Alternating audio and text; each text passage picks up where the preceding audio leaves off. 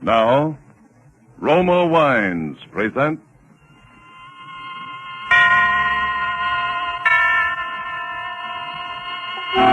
Suspense.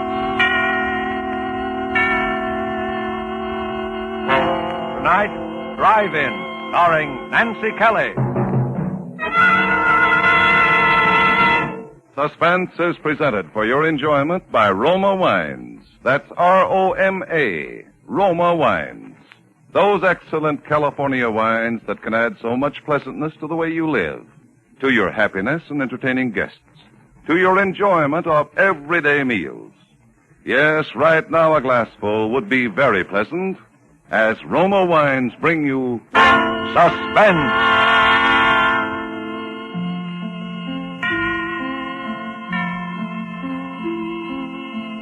This is the Man in Black, here for the Roma Wine Company of Fresno, California, who tonight from Hollywood bring you as star Miss Nancy Kelly in the suspenseful narrative of a Hollywood working girl who, one rainy midnight, found death sitting beside her on the ride home. And so, with Drive-In and with the performance of Nancy Kelly, we again hope to keep you in suspense.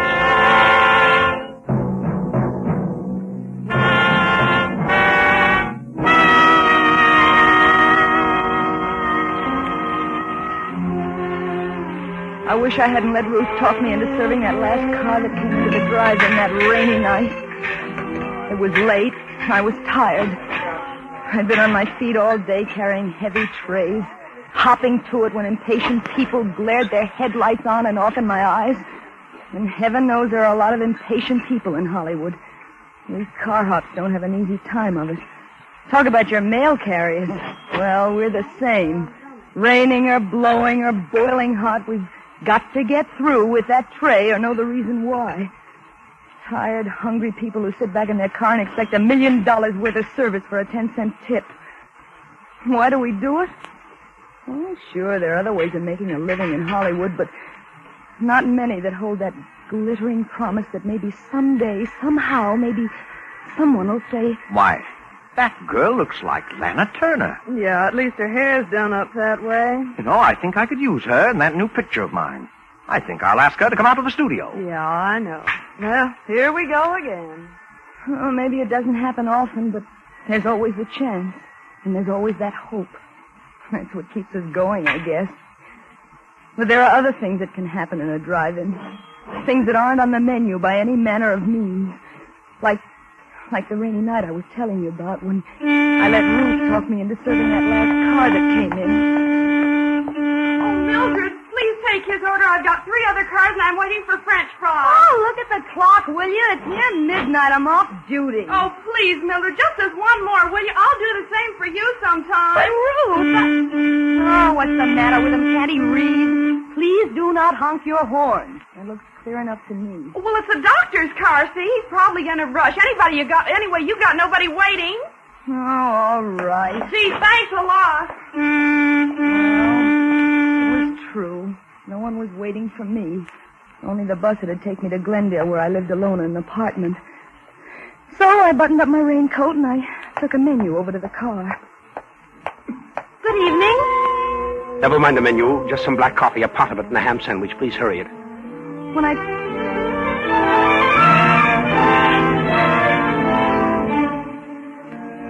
I took his order over to the car, the window was rolled up a little too far, and it interfered with the tray, so I reached in to wind it down. When I touched the handle, it felt wet and kind of sticky, too, but I didn't think anything about it, and I got the tray firmly set. And then I looked at my hand. It was as red as blood. I looked up quickly at him. Oh, I'm sorry. I'm Dr. Morgan. I just had an emergency in the car. Oh, an accident? Yes, Sunset and Vine, quite a crash. I just happened by, and I took one of them to the hospital. Oh, gee, that's too bad. Yes, it was very unfortunate. I walked back, trying to wipe the blood from my hand with a paper napkin. Ooh, it gave me a creepy feeling to have somebody's blood on my hand. Then I went in to wash. I was keeping close track of the time, and I was a little worried for fear the big drive-in clock wasn't right. It sometimes ran slow. So I took a coin from my pocket. I figured it was worth a nickel not to miss that last bus to Glendale.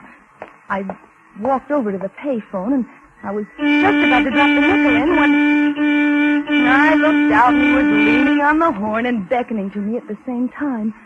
I put the nickel back in my pocket, and I hurried out to him.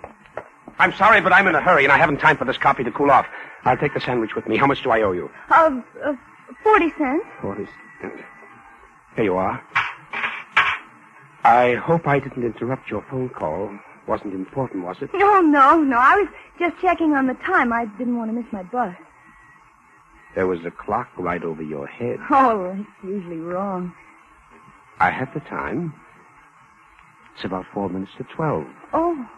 Oh, gee, I am going to miss my bus. What time does it leave? At midnight from Hollywood and La Brea. Well, hop in. I'll take you. I'm going right past there. Oh, gee, would you? I'll take the tray and I'll be right back. Okay. I might still make it. In my hurry to unhook the tray from the window, I gave it a jerk and it fell crashing to the ground. Oh, Ruth! Ruth, please help me pick these things up, will you? I'm going to miss my bus. Oh, all right, Mildred, okay. We picked the things up quickly, and Ruth went off with the tray. I started to run around the other side of the car when I noticed something shining on the ground. It was one of the shakers that had fallen from the tray.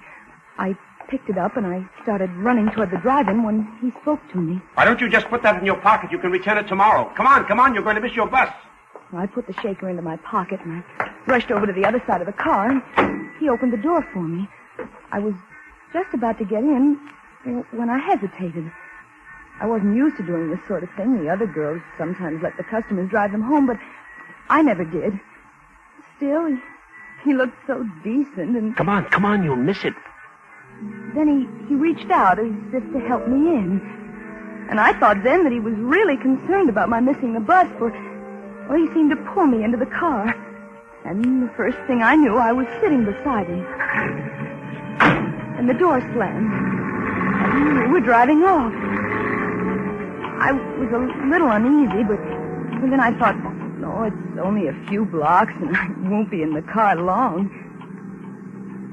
I suppose you're in a hurry because someone's waiting for you. Oh, no, I live alone, but I'd hate to walk back to Glendale in this rain.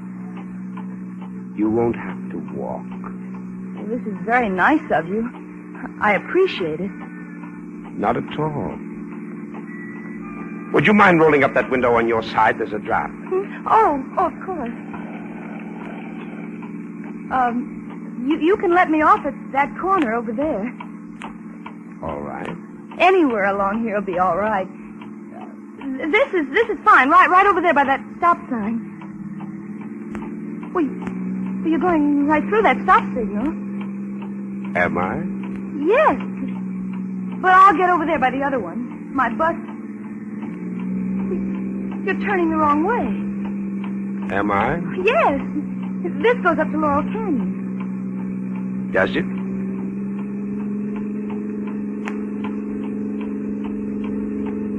You thought you were pretty smart, didn't you? I don't know what you mean. Please let me out of this car. You went right to the phone. You thought I wouldn't see you. But I was calling about the time. Honest, I was. The time? With that clock right over your head? Oh, but that clock's wrong sometimes. Besides, who would I call? Why should I call anyone about you? You were calling the police. Oh, no. Honest, I wasn't. Let me out of this car. You were going to catch a bus. You were going straight to the police. That's where you were going. But why should I go to the police? You know why. No, really, I don't. Because you saw it. You saw his blood. No, you don't. Oh, no. There, you won't need to try to open that door again. Now we'll be getting along.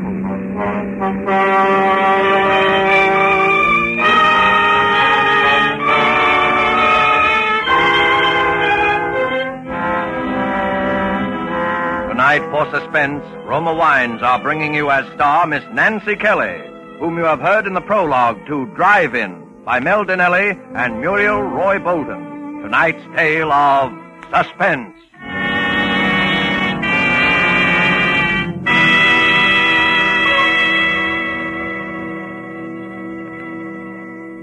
This is Truman Bradley for Roma Wines. Haven't you often realized that many of life's finest enjoyments are simple and moderate rather than the opposite? I give you the words of a high and well-loved authority, Miss Elsa Maxwell, international expert on smart entertaining and gracious living. Good hospitality is always simple, genuine, and moderate. That is why I often suggest enjoyment of delicious Roma Sauterne when you have friends in to dinner or with your everyday meals. Serve this delicate golden Sauterne well chilled with any food in any glasses you have. Special wine glasses are pretty, but not essential to the enjoyment of Roma wine. Now, what can I add to such charming good sense as that? Maybe just this. Roma Sauterne and all Roma wines are the best that California's magnificent sun-ripened grapes can provide, in glorious color, fragrance, and flavor, protected for you by the ancient wine skill of Roma's famed wineries. That's why Roma wines and Roma quality do not vary, never fall short, but are always enjoyable. Unchanging high quality gives tremendous popularity to Roma wines and makes low cost possible. Only pennies a glass. Remember, more Americans enjoy Roma than any other wines. R-O-M-A, Roma wines. And now it is with pleasure that we bring back to our soundstage Miss Nancy Kelly in Drive-In, a tale well calculated to keep you in suspense.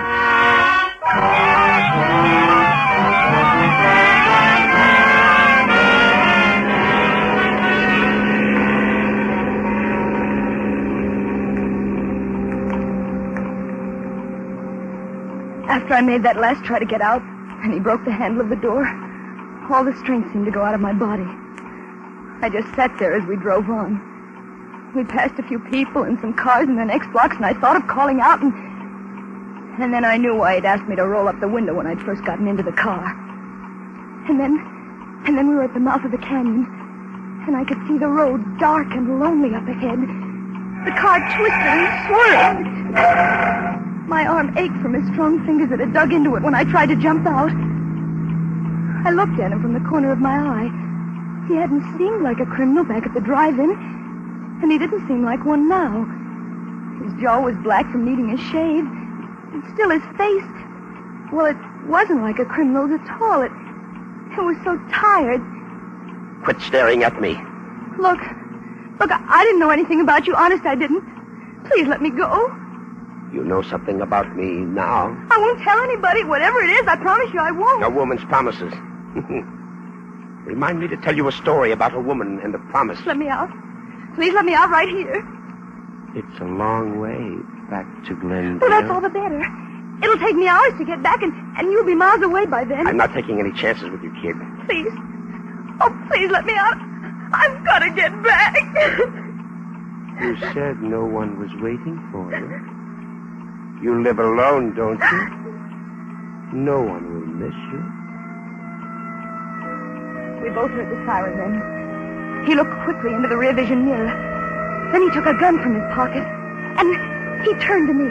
If that's for us, and we're stopped, remember this. I've used this gun before tonight, and I can use it again if I have to. If I'm taken, you'll go first. But now listen, I'm a doctor, and you're a nurse, and we're headed on an emergency. If you want to live, you won't try to pull anything. Now remember that. Remember it.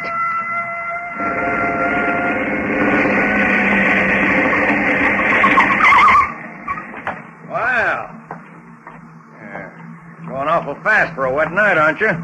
Followed you all the way up from Hollywood. I'm Dr. Morgan, and this is Nurse Johnson on an emergency call. See your identification. Well, let's see. He fumbled for his pocket with one hand, holding the gun to my ribs with the other. The motorcycle cop looked over at me. I thought for a moment that I could signal him with my eyes. But then I knew he wasn't looking at my face. He was looking down at my white starched blouse, which you could see under my raincoat. He thought it was a nurse's uniform. Here you are, officer. Okay, Doc. Sorry I stopped you. Well, that's that. Hey, wait a minute. Why, what's the matter? I just wanted to tell you. The rain started to slide up there a ways. Better take it easy. Thanks. I will.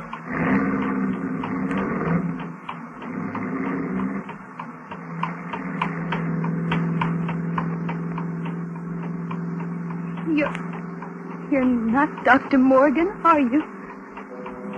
What do you think?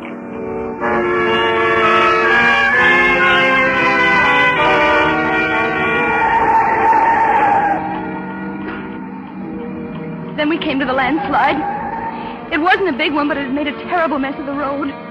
He didn't slow down, and the car swerved crazily as it slipped from one side of the highway to the other. Suddenly, it felt as though the whole rear end had slipped out. I looked over at him. He was tense. His knuckles turned white as he clutched the wheel.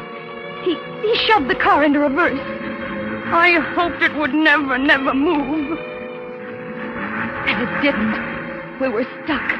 Hopelessly stuck. Oh, have all the luck. Suddenly the car was filled with light. A car had come around the curve behind us. This might be my chance. Remember, I still have this gun. Now don't try anything. Hey! We're stuck here. Could you give us a push? Thank you very much. Well, have some California hospitality. Oh, I'll have to get out. I'll have to put something under the wheel. You stay here. There were some bushes by the side of the road. If I could reach them, I could perhaps run up the side of the hill and hide. Then in the morning, I could make my way back down the canyon. I slipped under the wheel, and I carefully turned the handle of the door on his side of the car. I could see him in the mirror. He was at the back of the car. I eased the door gently open. I put one foot out. I was just sliding out when I heard him. You're not going anyplace. Come here. Give me that raincoat. Why? I need something dry to stuff under this wheel. Oh, but You won't be needing it. I hesitated a moment, but he practically ripped it off my back. He wound it into a ball, and bending down, he stuffed it under the wheel.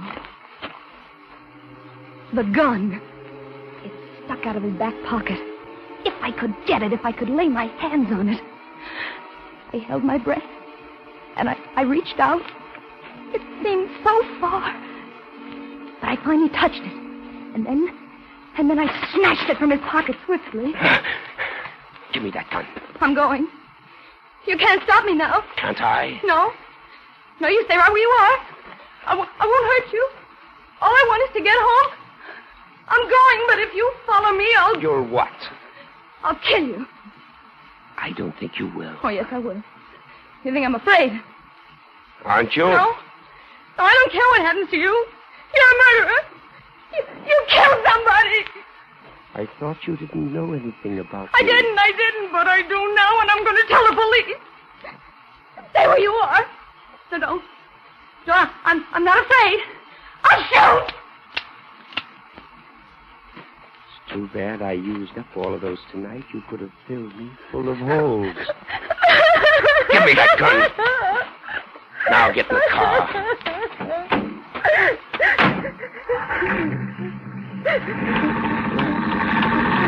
That's better.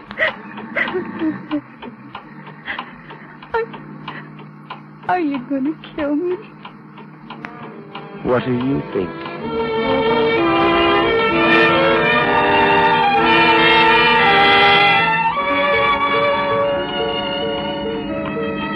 We were nearing the top of the canyon now. The road was very steep. The rain had let up. It was just drizzling now. Even though he hadn't answered my question, I knew the answer. He was going to kill me. I wouldn't get back home tonight. Not tonight or any other night. It was funny. I sometimes used to hate that little apartment of mine where nothing ever happened. But tonight... And then, for some reason, I thought about Ruth. What would she say tomorrow when I didn't show up at work? And then I wondered where they'd find my body. Well, here we are. Lookout Mountain, the top of the world. Suddenly, we came over the crest of the hill, And way down below, the city stretched out for miles. Millions of lights glittering in the rain. For a moment, I forgot everything. It was the most beautiful sight I'd ever seen.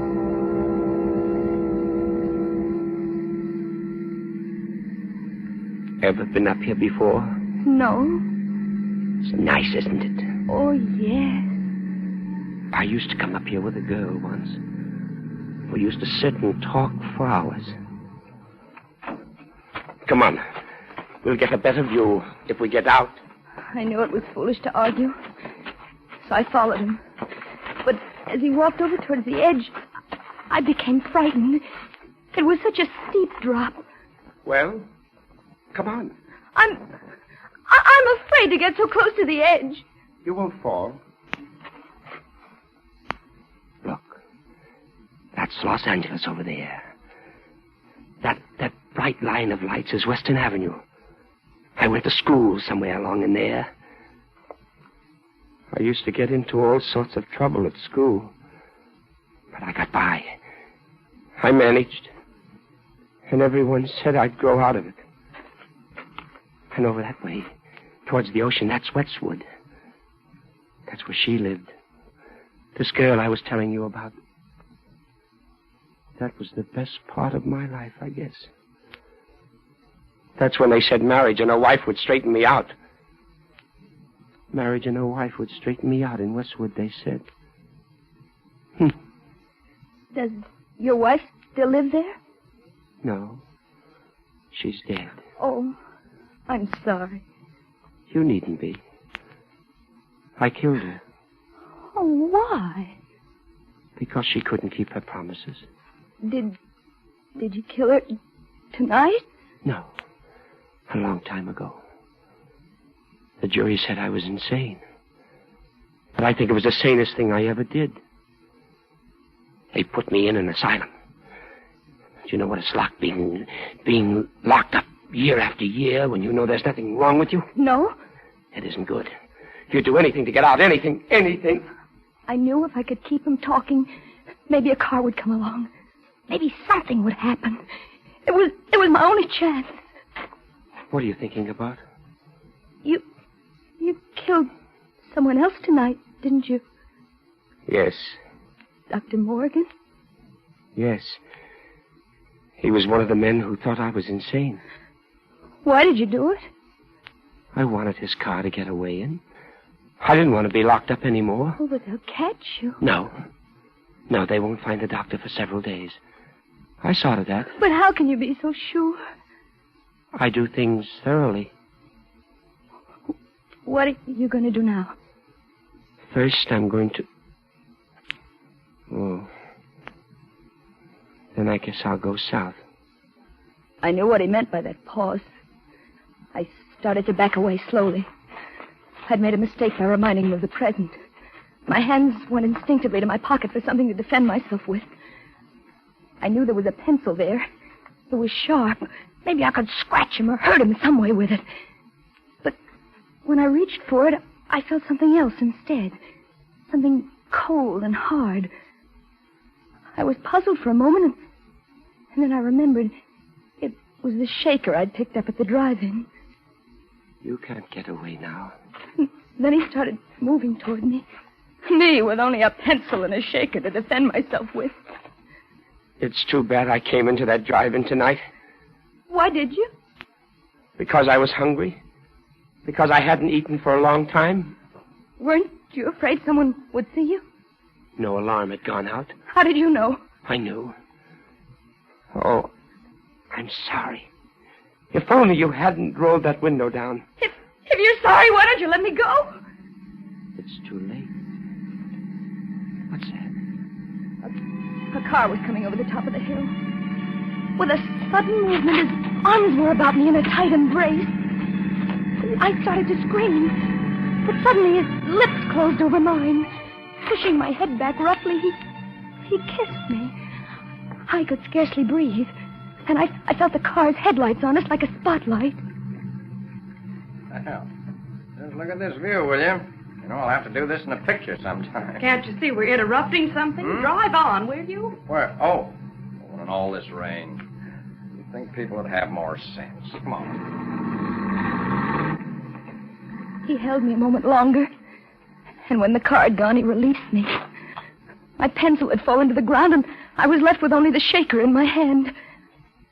I fingered it nervously, and then I felt the top coming off. I felt the contents spilling into my hand.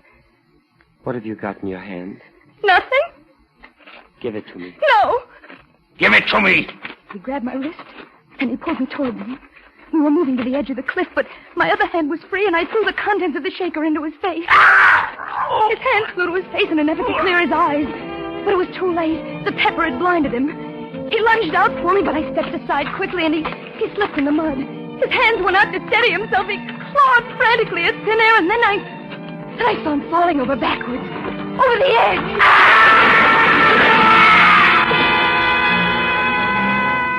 And my strength gave away, and I felt myself sinking down to the ground.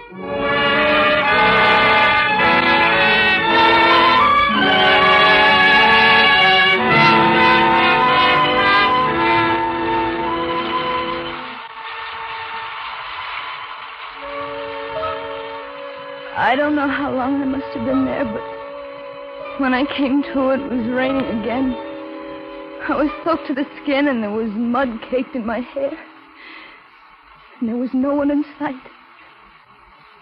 The lights of Los Angeles stretched out in a pattern peacefully below, and I knew that somewhere at the foot of those hills was Glendale and my apartment. I rose slowly to my feet, and I started back toward the road. And somehow, everything that had happened seemed unreal, like a dream. Everything except the way he'd kissed me to keep me from crying out.